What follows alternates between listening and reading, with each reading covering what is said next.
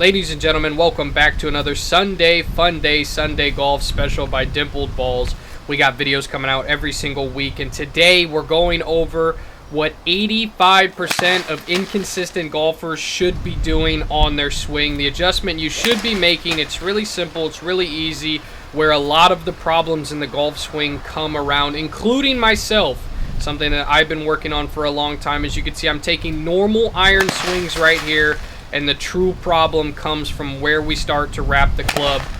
As soon as you see that club cross my shoulder line in the backswing, it goes behind my head, and that's where a lot of my inconsistencies come down. Sometimes my tempo will be off, I'll spin too fast, the club will come down on a different path line or different plane line than normal, and again, that's where a lot of my inconsistencies come down.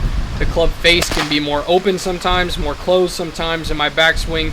And trust me, it's a lot harder to play golf this way. I know from experience the inconsistency is there, and that wrap is really my issue. So what we're doing today is focusing on shortening that backswing, and we're going to start off by hitting nice little chips right here. All right, we're going to break it down. We're going to go real small to start off with. So we're going to take the ball from the side angle so that you guys can see the full effect of what I'm working on and what 85% of inconsistent golfers should be doing.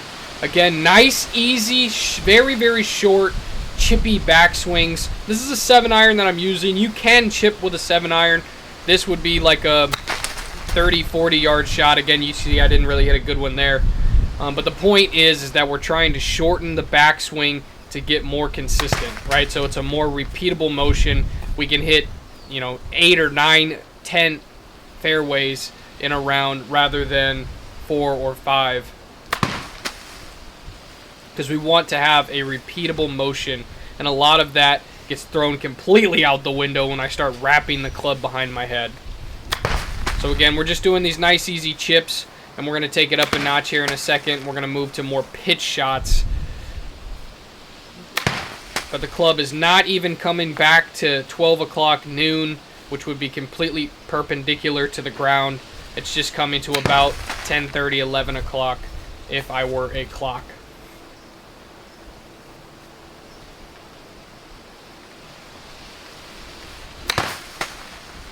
All right, and then we're going to move from chip to more of like a pitch style shot. It's up a little bit higher than the last backswing. So again, now we're going to really try and get that club up a little bit higher. You can see the club is moving, the head is moving past 12 o'clock, somewhere around 12 to 1 p.m. Yeah, and my dad really likes the finish. It's definitely more of a pitch shot. It's going to be higher than the last one, which was a chip shot. And again, it's just closer to what we want as a finished product for our full iron swing than that first set of swings that I was taking.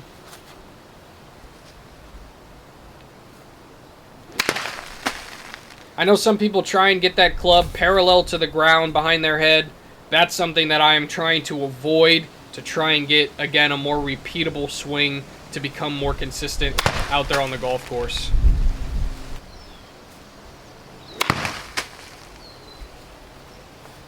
So just kind of honing in that pitch shot. Because from switching from the pitch shot to the full swing is not that different. You slowly transition the pitch shot into a shortened backswing full shot.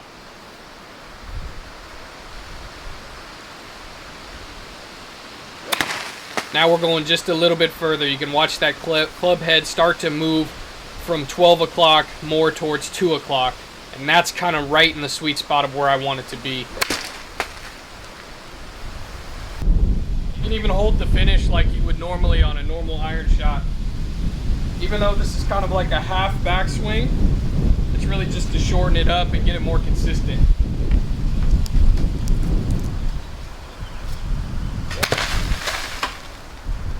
So for me, since I naturally come all the way back here, even if I'm just stopping about right here, it's gonna feel like I'm down here.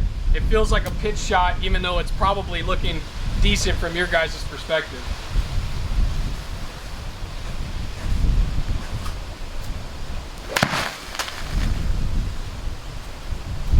but everything else remaining a constant and consistent, it feels really good off the face.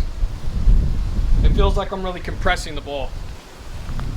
So let's try with the same distance backswing, but with a little bit more velocity of the club, swinging a little bit faster, like a normal shot almost. Now I'm transitioning that pitch shot into a full swing pretty much.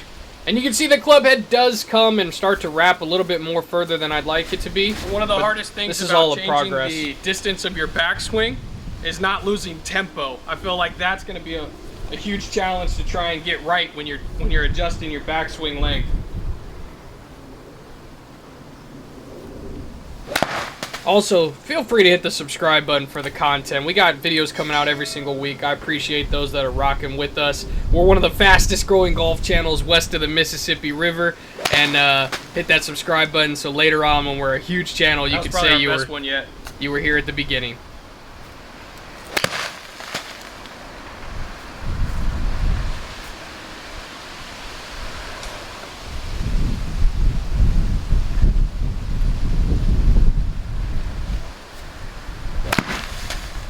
Now we're going to do the exact same thing, but with a driver.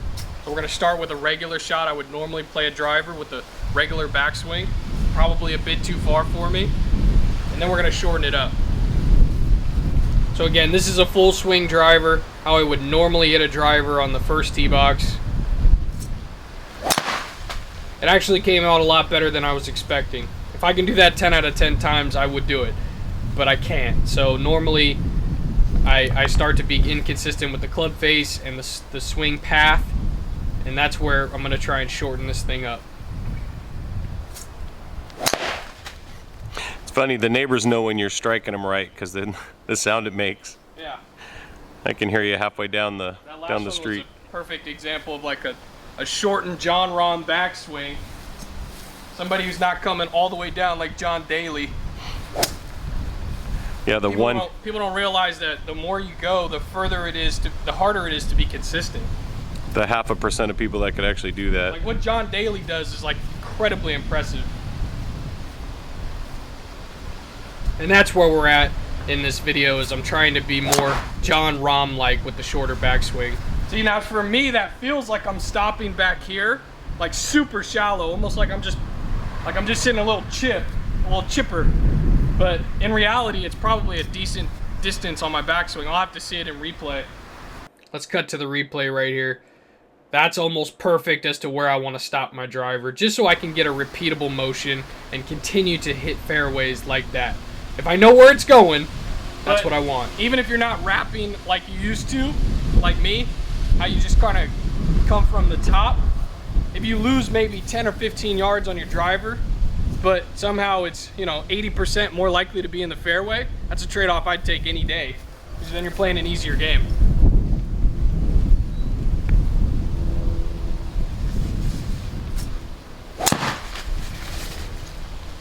Right? And once you get that down, once you can hit 9 out of 10 fairways just like that with the shortened swing, then you can go just a little bit more, and a little bit more, and a little bit more. That's when it really starts to get fun. I'm not there yet. Most of us aren't there.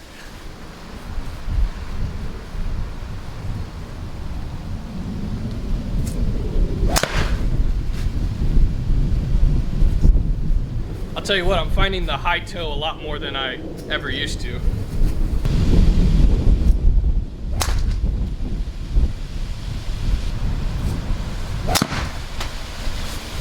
If you're struggling with consistency issues on any club, maybe shortening the backswing might be the answer for you.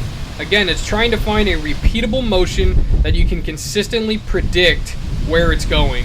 That is the beauty of golf, and that is the ultimate challenge, and I'm trying to find it every day. And this is what I'm working on currently. I know your hands stayed nice and low.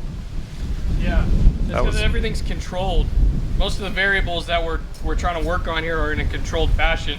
As soon as you start trying to, hit it further than your buddies, that's when things go astray. We all know that.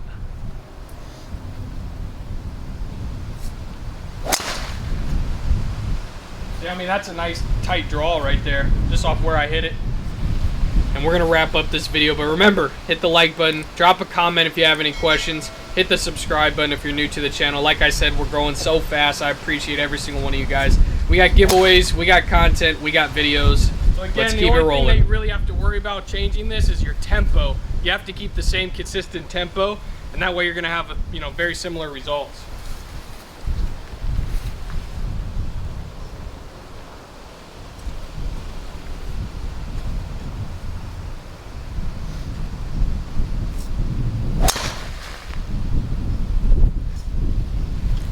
That wraps it up. That's what 85% of inconsistent golfers should do.